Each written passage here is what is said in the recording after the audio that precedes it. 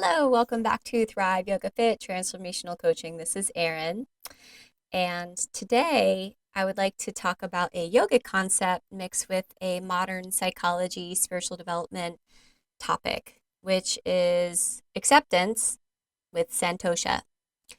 Now, on this topic of acceptance, I've done a podcast recently where I talk about the 5 A's of adulting, and this is from David Richo's book, How to Be an Adult. And he also has another book, How to Be in Adult Relationships, where he talks about when we were very young, if we didn't get these necessary 5 A's, that what happens is we pull for them in our relationships.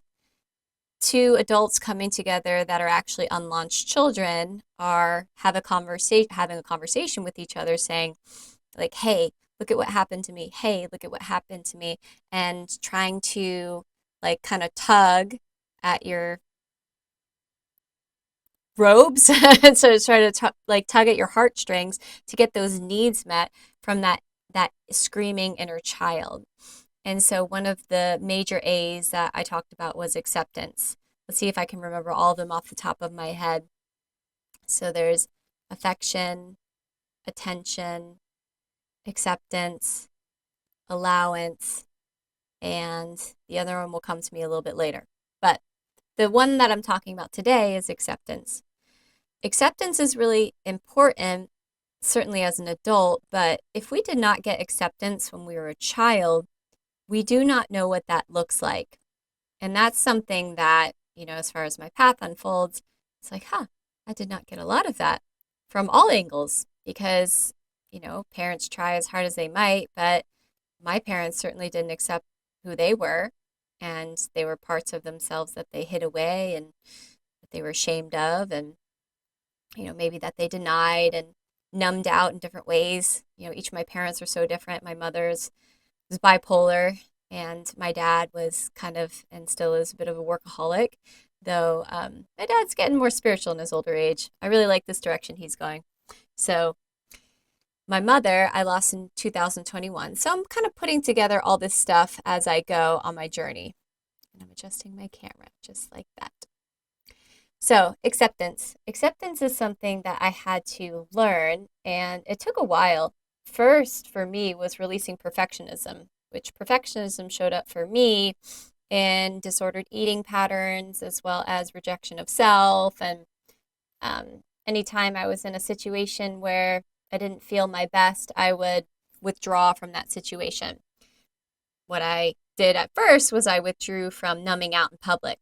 So I was at a festival this past weekend, which was amazing. I love dancing. I love the rasa of life, the flavor of life, and the sounds. Like, I love music. So, and we were hanging out with different groups. And one of the groups, there was a person who was talking to me, and they were so disassociated from themselves.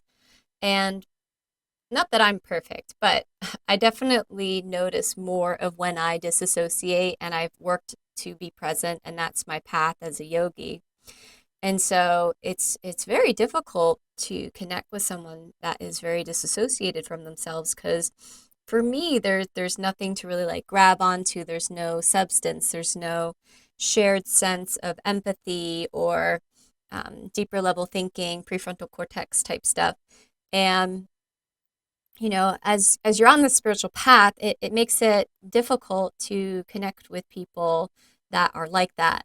You start looking for a bit of depth in people who have an awareness of themselves so that you can connect with that light of awareness, right?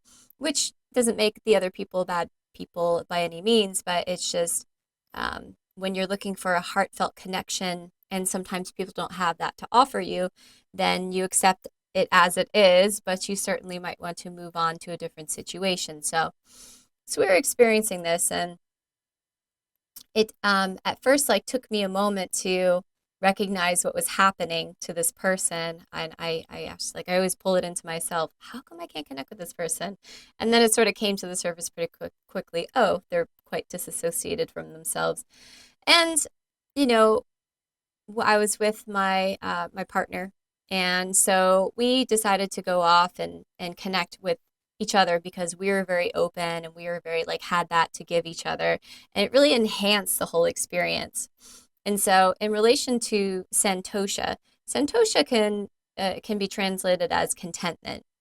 Contentment, if we think, when we are content with what is, when we are content with ourselves, we accept what is, right? We know that in this moment, everything is okay. That certainly things could be different, but they don't have to be for us to be happy. And happiness is more like contentment that's sustainable. When we have happiness and we think, oh my gosh, like, an ear to ear grin and try to smile like ear to ear. And what you'll find is that your face gets tired, doesn't it? Right? Whereas if you have a smaller smile, think of any image of the Buddha. The Buddha has a small smile, almost like he has like a little secret that he's keeping, though we know that the Buddha shared everything. But um, if we can think about happiness as contentment and we can think of contentment as acceptance, I think that we've created a little roadmap for ourselves as far as what is our unmet need. And we can go back to those 5 A's. And the one that I'm focusing on today is acceptance. It is, I think, really important for us to be aware and notice the different ways that we reject ourselves. We might do it in subtle ways or in bigger ways.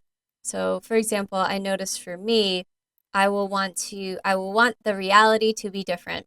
So here's an example from the festival.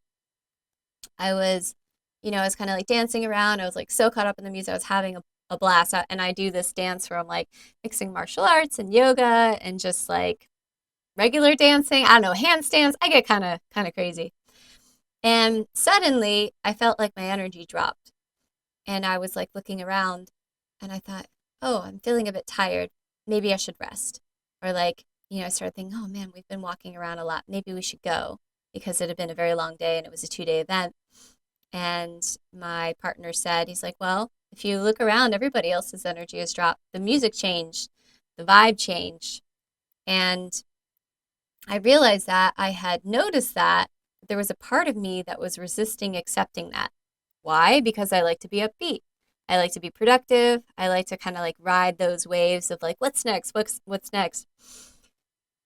And when I dropped into the moment and kind of like accepted that my energy had shifted, immediately my energy rose. It's like, you know, sometimes we could spend so much time hoping and praying that somebody else will change.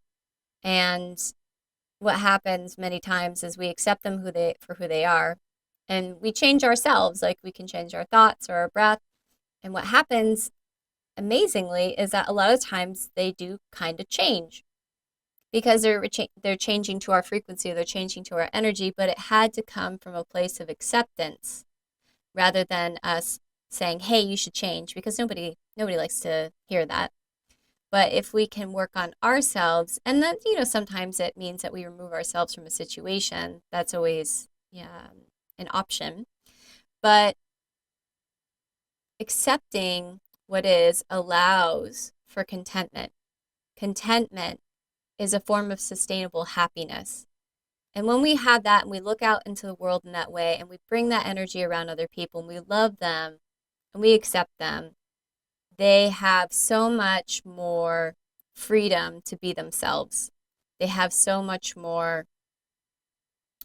I guess, support energetically from us to be themselves. And when people are themselves in their authentic way, and according to yogic guidelines, we would say, oh, like if you abide in your true nature, this is a space of love, it's a space of joy, it's quite delightful. And it's amazing how people can shift. And I see this all the time with when I coach people. I create a safe space that offers acceptance, that offers love, that offers openness. And what happens is they drop the mask, they start to release the guard on their stories, and we start to gain access to deeper wisdom that has been inside of them all the time. But there just wasn't a safe space for it to come out. There wasn't a safe container for it to be known. And so the more that we can accept ourselves, and acceptance is not complacency, that's not the same thing. Because acceptance is also accepting change. Accepting that we might have to change. Um, it's also accepting non-attachment. You're not getting too attached to something because you're going to have to accept that it might change at some point, right? The people that love you one day, you might lose them or they might change their mind or like certainly things are in flux. And if we have an inherent sense of acceptance and contentment and acknowledgement of ourselves and appreciation and attention and all these things, allowance, then we're less wanting to control and less rejecting of the outside world because we have that deep sense of acceptance within. And if we can walk around with that, we can walk into the world with that sort of energy, it does shift the room. People are drawn to us, right? And because acceptance also looks like confidence, right? And who doesn't love a confident person? And I'm not saying arrogant, but confident. Like a confident person that, they know their self and they're kind of dropped in. It's one of the most attractive things on the planet, yeah? So acceptance, as far as santosha, this takes awareness. This takes us pausing and seeing how we treat ourselves when the room has gone quiet. It takes us noticing our reactions and interactions with the world around us, noticing in any given moment if we feel tense, if we feel shame, if we feel different emotions, because these are indicators that something, especially if it's unpleasant, that something's out of alignment. We might be fighting ourselves. And one big thing for me has been acceptance because that has been something that I've had to learn because it wasn't necessarily modeled for me. And quite the opposite. It's like, well, you can't accept what is because then you get complacent and then, then you'll end up in a ditch somewhere. I don't know. I haven't challenged it that much until recently. And but accepting yourself feels so much better. It feels like you stop fighting yourself all of a sudden and you allow energy to flow through you. It allows more of a sense of humor, right? To accept what is and accept other people as they are. Like people are weird as hell. And, we all have our unique individual stories. And if we can take a step back and accept what is, not thinking that we have to change anything, then that energy flows through us. We can, rather than from a place of shame or discontentment, we can change from a space of inspiration. We can change and adjust from a place of like, just that tickle happens inside that you want to grow, which is much more sustainable. It's much more pleasant. Let me give another example. So I've decided like I want to get more in shape. And what I used to do back when I had the sort of like toxic diet culture um, sort of weaved within me that would express itself is, I would reject my body. And that would like at least temporarily motivate me to restrict food or to work out more. And here's the thing is like, I don't do that to my body anymore. Like I love the way that I look. And like it was it's been interesting for me because it's like that old pattern as far as like finding motivation was from a place of shame. Now it's more from like a loving and more compassionate place of I want to feel good, like I want to have endurance, and even I want to look a certain way, but not from a place of rejection. Like I like the way that I look, and I want to see like more of my muscles, for example. It's not from a place of rejection because it doesn't feel bad, but it's from a place of, just wanting to meet a different version of me, I guess. So it's been an interesting transition. And when my brain goes to, oh, okay, well, to make some big progress right away, you're going to have to, XYZ. And I stop and think, I'm like, nah, that doesn't do it for me anymore. Just like belittling humor. Not really into it. Don't like it. Don't like to be around people that do that, you know? That's fine. They can be who they are, but I'm like, I don't want to really associate with that. It's just not funny to me anymore, you know?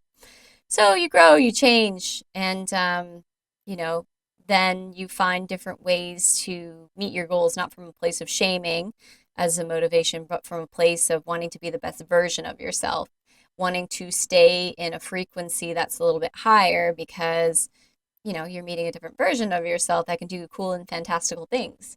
So, so I thought that I would talk about this today. So, santosha, contentment, which is one of our niyamas, and contentment is happiness. It's sustainable happiness.